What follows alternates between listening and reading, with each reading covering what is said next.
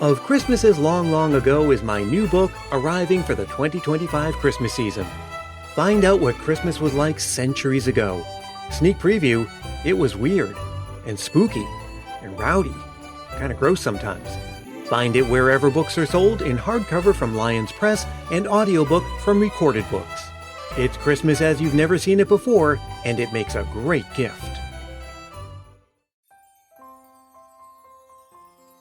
Hey, it's Brian, back with another one of these Ber Months Bonus episodes, trying to make things merry and bright for those of you who start celebrating the season early, like I do.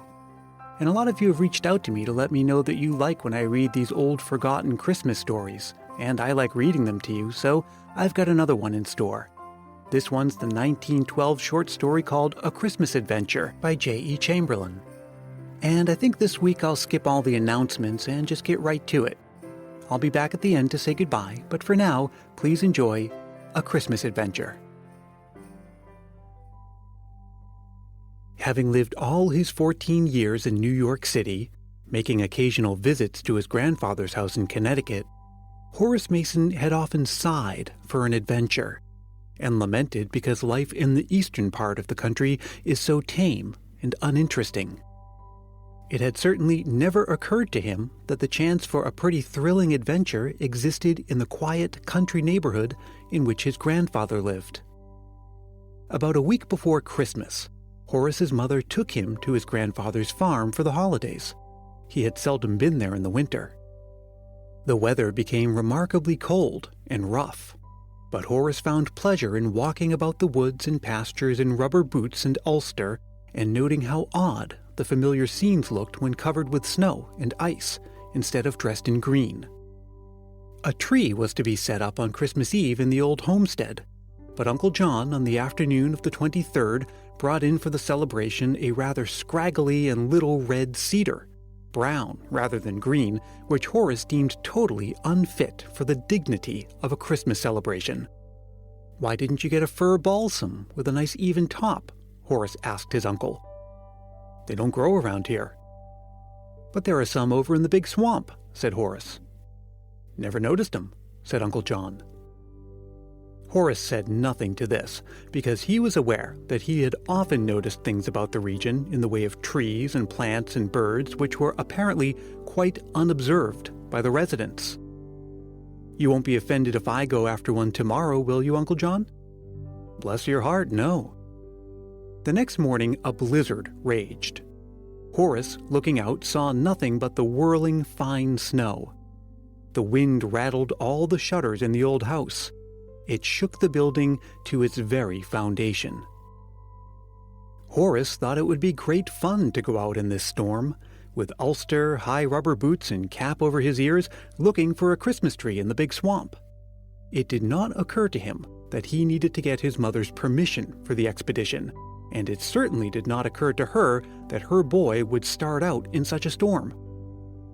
Shortly after breakfast, he took an axe from the woodshed and was gone. On the way, he thought for a time that he must turn back.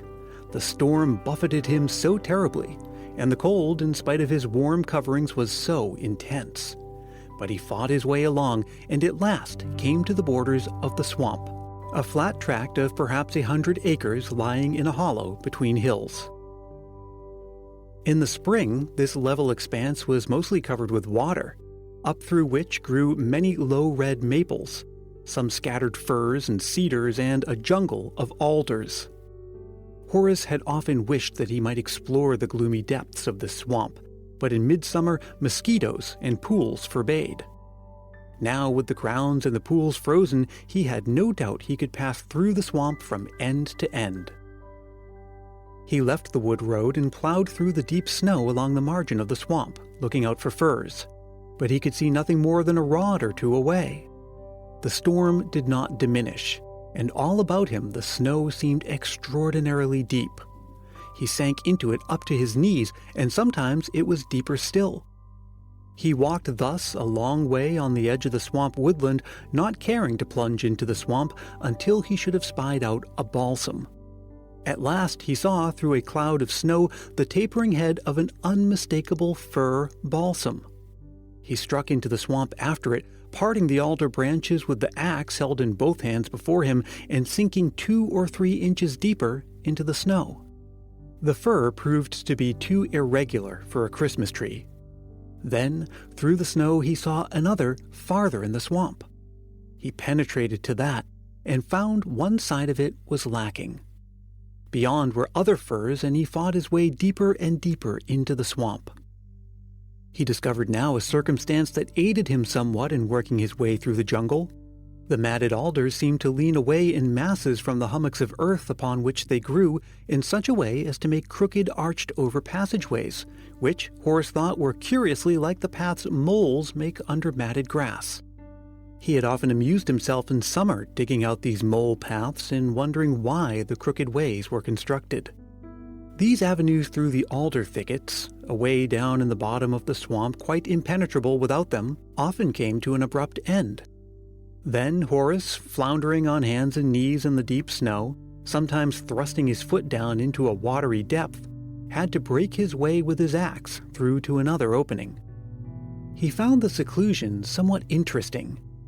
Down there was no wind, and his clothing and his laborious exercise made him warm, even uncomfortably so. He lay a few minutes on his back in a place where he could look up through an opening in the branches and marveled at the sight of the stormy maelstrom overhead. The whirling snow looked black. For a moment, the current of it seemed flowing like a river all one way. Then it appeared to turn and cross itself and to twist about in a circle, from which it soon disentangled itself to resume its swift and steady march in one direction. All at once it occurred to Horace to ask himself, which direction was that? He thought first that he could not get lost in the swamp so long as he could see which way the snow was driving. But a chill ran over him, and he reflected that he had not noticed, in his eagerness all that morning to be out in the storm, which way the wind was blowing. He tried now to think which way it had come as he walked to the swamp, but all he could recall was that the storm seemed to be coming from all directions at once. He started up with a sudden alarm, and then, noticing the deep track he had made as he floundered to the place where he lay now, he began to laugh. To get out of the swamp, all he had to do was follow his tracks back. He had come here to find a nice young fir for a Christmas tree, and he was bound to get one.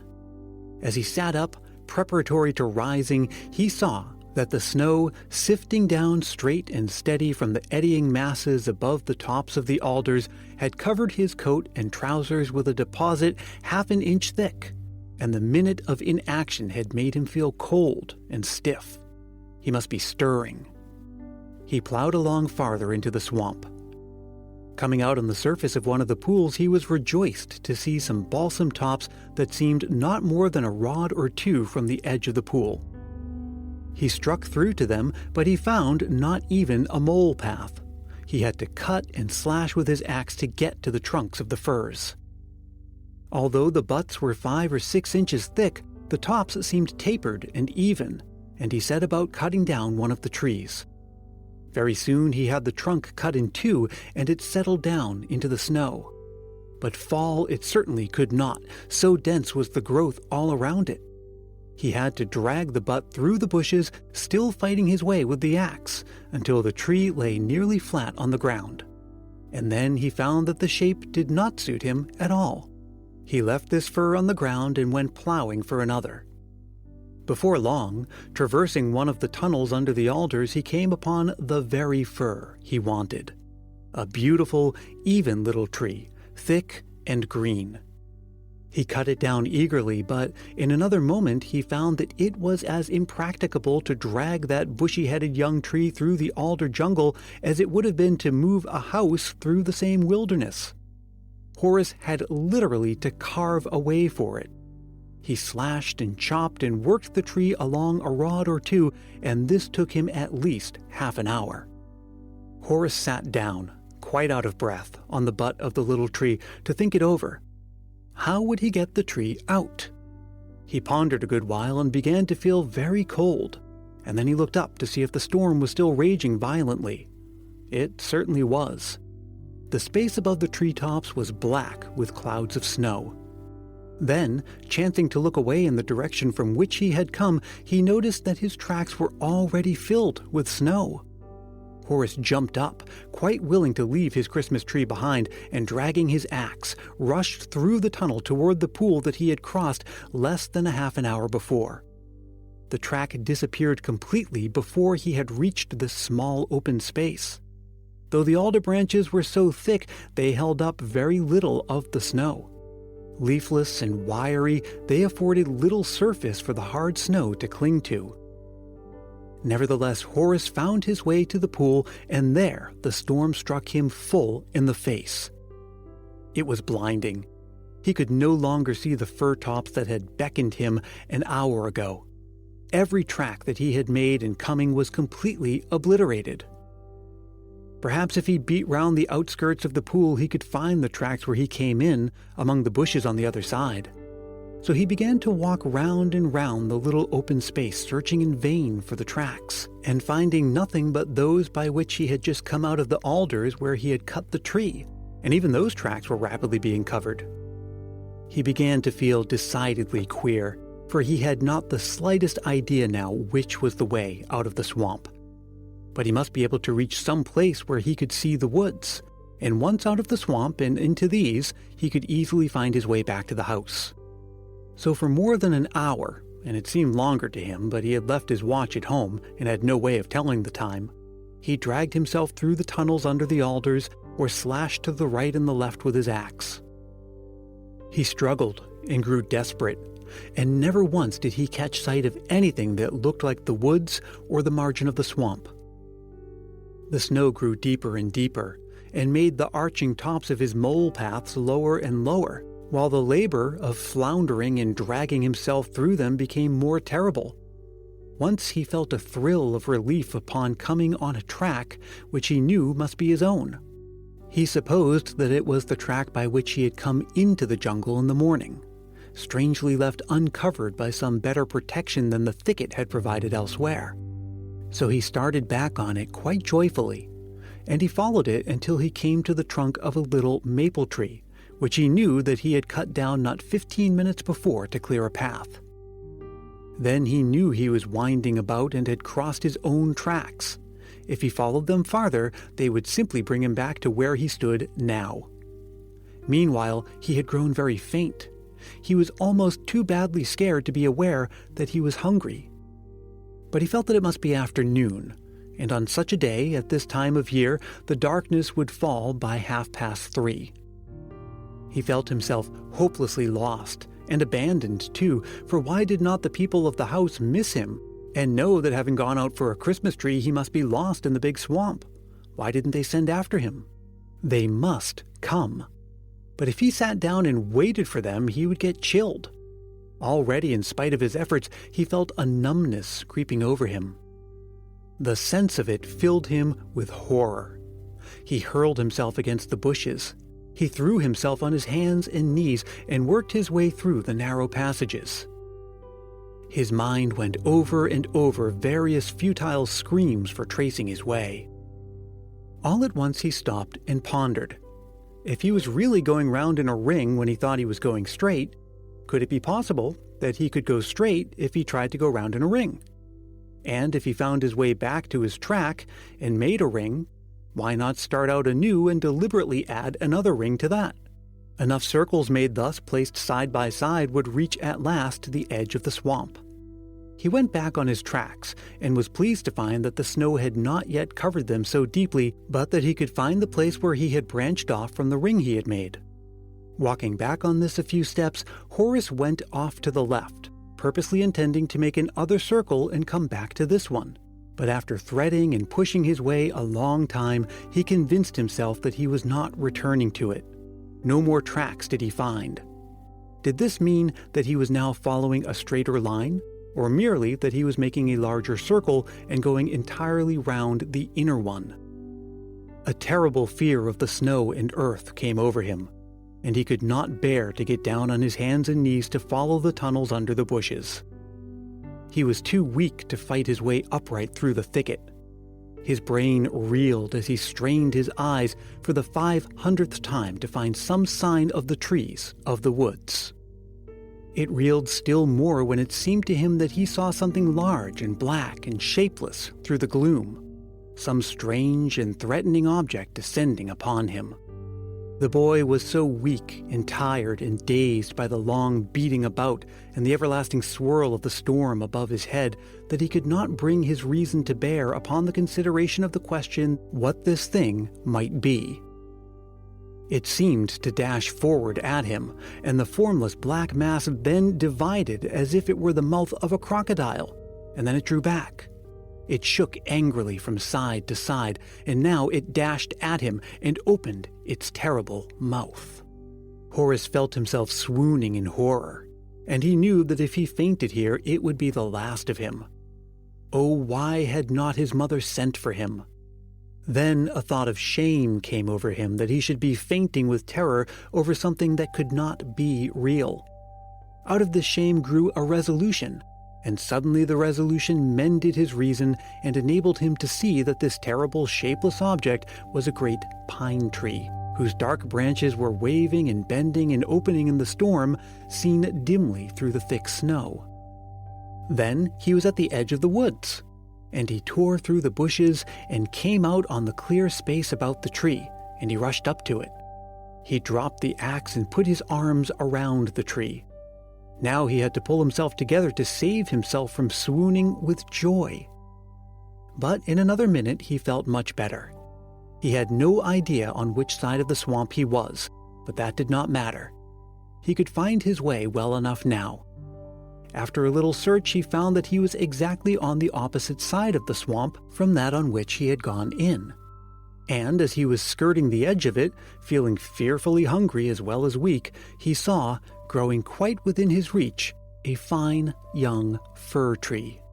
Then he remembered that he had dropped the axe at the foot of the pine tree, and he had to go back and get it before he could cut down the little tree. But he did cut it down, and staggered home with it, weak but triumphant.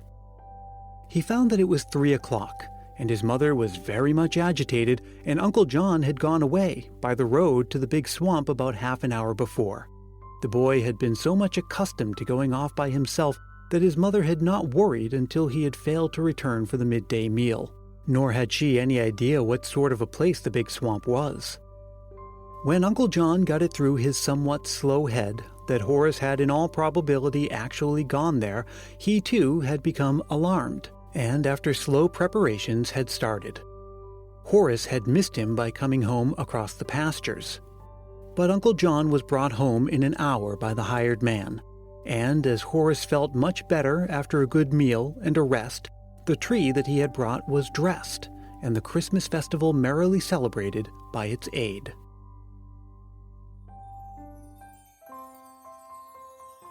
Well, I hope you enjoyed listening to A Christmas Adventure.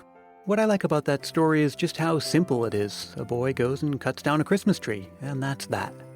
I hope you'll join me again next week for another Ber Months Bonus episode. Can't say I know at this point what's in store for you, but I promise it'll be something festive and fun. Christmas Past is produced in sunny San Mateo, California by yours truly, Brian Earl. Look for Christmas Past on Twitter and Instagram, and definitely join the Christmas Past Facebook group if you haven't already. We have a lot of fun there all year round. If you're feeling the Christmas spirit, why not help more people find the show? You could tell a friend about it, or leave a review on Apple Podcasts. And if you do leave that review on Apple Podcasts, I will send you a Christmas Past sticker to say thanks. For more details, just contact me through social media or shoot me an email at christmaspastpodcast@gmail.com. And of course, you can find articles, quizzes, show notes, and a lot more at christmaspast.media. I hope you are enjoying your Ber months, and I hope you'll let Christmas Past be a part of them. So until next week, may your days be merry and bright.